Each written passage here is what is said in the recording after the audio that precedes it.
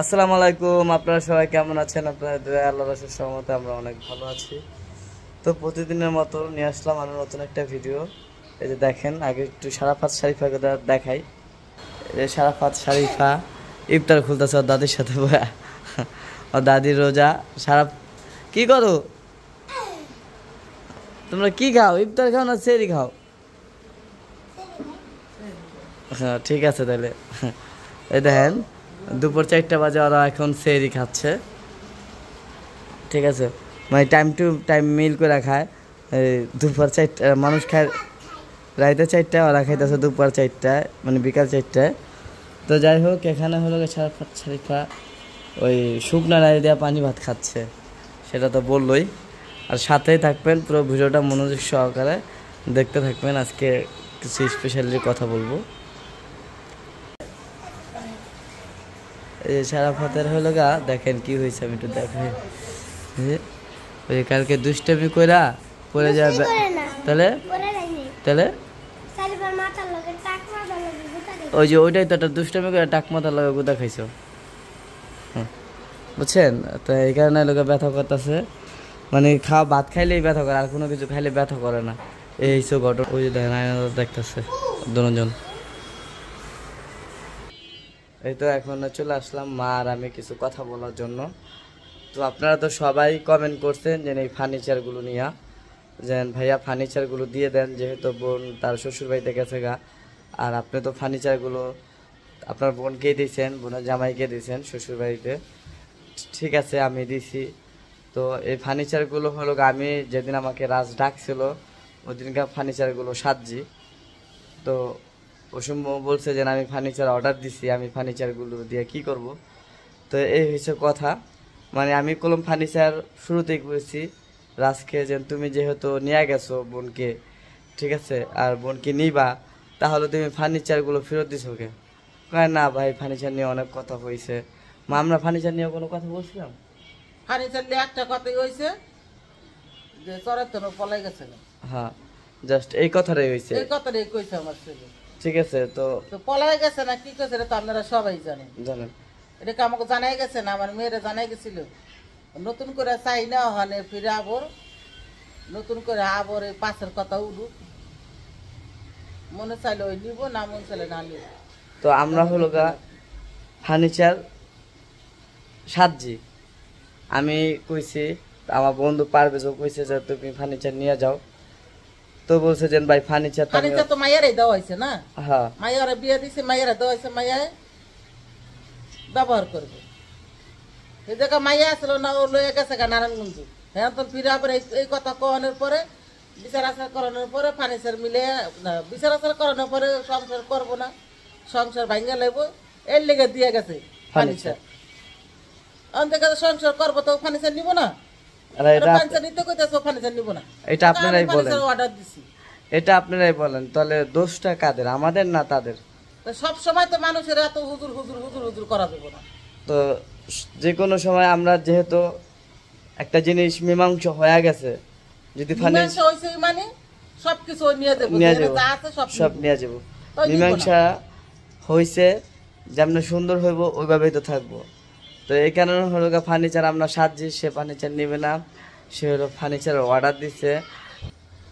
মায়ের একবারও কই নেই যে তুই থাইকা যা, আমার কথাই দরকার। আর আমার বিয়াইনেরও দোষ আছে। হ্যাঁ গরু আমি কইছি যে কেলাম না আয়া পড়ছে, দুজনে দরকার কার্য করে আইসে আনছি, সপ্তাহানিক যাক আপনারা পড়াইন। এই সপ্তাহানির মধ্যে আইব তো দূর কথা, হ্যাঁ দুনিয়া নাটক করছে। এই নাটক করে মান সম্মান দিয়ে কুয়াইছে, আর আবার ফিরে আবার মান সম্মান কুয়াইতে হয় না, আবার আইয়া নিচ্ছে। তো মায়ারে কইছি যে আচ্ছা, তুমি কি শারমিনের যাইতে না করছিলা একবারও? না করব, দেখছেন? তো আপনারা তো সবাই বলছেন যে আপনার মা হলো যাইতে দেয় নাই, আর আপনাদের জন্য সংসার ভাঙছে। শোন, ধীরে রান্ধে আজ থাকা জুড়াইলে মজা পায়। আমারও কইছি যা করবি অস্ত ধীরে ভাইবা চিন্তা করবি। আমরা তো থানা পুলিশ করতে না করছিলাম না, আমরা করতে না করছি, যারটা হাই করছি। আর ওখানে যারটা হাই আবার যাইব, আমরা কত যাবি বিকেলে, আমি আগে দিয়াইলাম না কে, আমি মায়ের সাথে গেলাম না কে। আমরা তো বিভিন্ন মানুষ বিভিন্ন ধরনের কথাবার্তা কইতেছে, যাই না আমার মনের গোসা আমার কথাই যে গেলে ভাতই খাবি তো এত দূর আবগালি কে দেখছেন যে কথাটা আমি আপনাদেরকে বলছিলাম। এত দূর আবগালি কে তুই গেলে ভাতই খাবো। তো যাই হোক, এটা হলো মার কথা। তো আমার কথা আমি মায়ের অনেক বুঝাইছি যে মা যেহেতু সংসার করতে চেতেছে করতে দিবা, মা কইছে যে করুক আর সংসারও করুক, আমি আর আগেও নাই পিছেও নাই সামনেও নাই দূরেও নাই। হ্যাঁ মাইয়া আছে, মাইয়ার জায়গায় মাইয়া আছে, মাইয়ার ভালো লাগছে, মাইয়া তার সংসার করতে গেছে, এটা তো শুনছেনই আমার কাছে থেকে। আর আজকে মার থেকেও শুনলেন যে মার গোসাটা কোন জায়গায়, রাগটা কোন জায়গায়। আর ওদিনের পর থেকে ওই যে বোন হলো গাদের বাড়িতে কথা বলছে, কথা বলার পর থেকেই হলো গা যা যা শুরু হওয়ার হয়েছে। তো ওই দিনের পর থেকে হলো বই নেই বোন তো মারে ডাকও দেয় নাই, কোনো ডাক দিছিল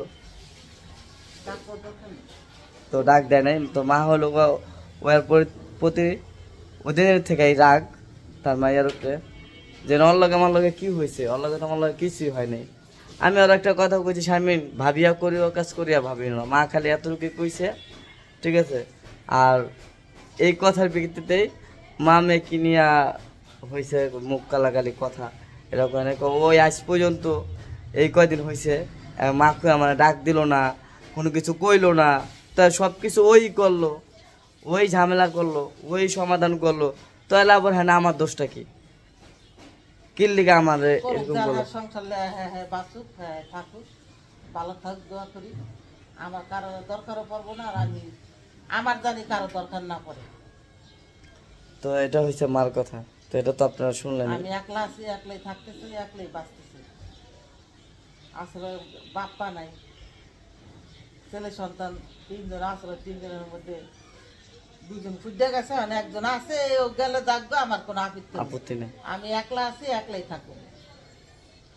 তো এই কথাগুলো সবাই চিন্তা করবেন যেন কষ্ট করে এই কলম হয়, আর কষ্ট না করে কইলে অবশ্য কইতেও না, কারণ এরকম কোনো কথা শুনেনও নাই মার থেকে।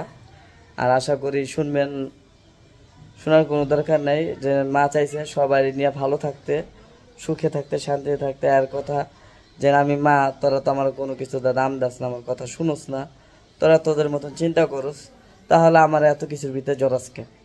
এটা হলো মার কথা, এছাড়া অন্য কোনো কথাই নেই। তো যেহেতু মার কথা এটা, আমি চিন্তা করবো যে মা যেভাবে কইব ওইভাবেই চলতে। আমিও কোনো মার কথা যেন সবগুলোই শুনি ওরকম না। হ্যাঁ আমি মার কই যেন মা এটা করুম, উনি যদি রায় দেয় যেন কর মাইয়া যদি দিত তাহলে আমি রাখতাম, সে দেয় নাই, এ কারণে রাখে নাই, দেয়া পড়ছে। তো যাই হোক দিয়াইছে সেটা, আমার পোলা তো কোনো কামাই করে না, ঠিক আছে। আচ্ছা এটা লিয়া কোনো কথা কয়ে লাভ নাই। তো দিয়া পড়ছে, মার ভালো লাগে নাই, দিয়া পড়ছে, ওটা নিয়ে আর কোনো কথাই শুনতে চাই না। আমি তো কারো মাইয়াটা ফেলতে চাই না, খাইতে চাই না, ঠিক আছে। সে নিজের মাইয়াটাও পড়বো না, নিজের পোলারটাও পড়বো না, আর যদি কোনোদিন কি না পড়তে পারে পড়বো, এটাই হলো আর কথা। ওই যে আমার বউ এক কথা কইলে ওটাও আমার কষ্ট লাগে, যে তুমি কইবা কে, আমি কি তোমার কামাই খাইনি? আসলে হ্যাঁ কোনো এখনো আমাদের কামাই খায় না, উনি নিজে কামাই করে নিজেই খায়। তো এই ক্ষেত্রে হলো কারণ ওরা কেউ যদি একটা কথা কয় ওটা অনেক কষ্ট লাগে। আর আমরা তিনটা ভাই বোন, সবচেয়ে থেকে মায়ের বেশি মা কয়ে ডাকেই দিই আমি মনে হয় বেশি। তারপর ওইটা আমার নিজের করা ঠিক না, মানে ও কয় যে তুই এত মাই কয় যে এত মামা মামা করছিস কেন।